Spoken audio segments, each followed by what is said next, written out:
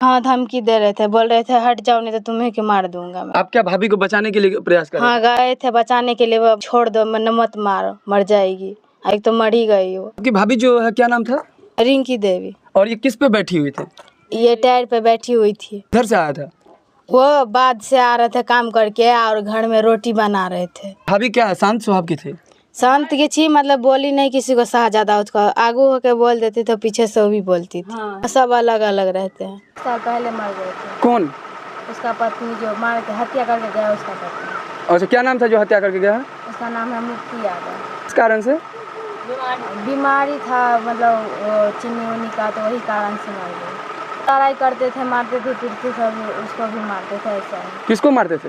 वो अपने बीवी को मारते थे। मामूली विवाद के कारण चचेरा ससुर ने चचेरी पुतोह की कुदाल से हत्या। नमस्कार, मैं हूं आकाश मिश्रा, आप देख रहे हैं न्यूज़ टुडे।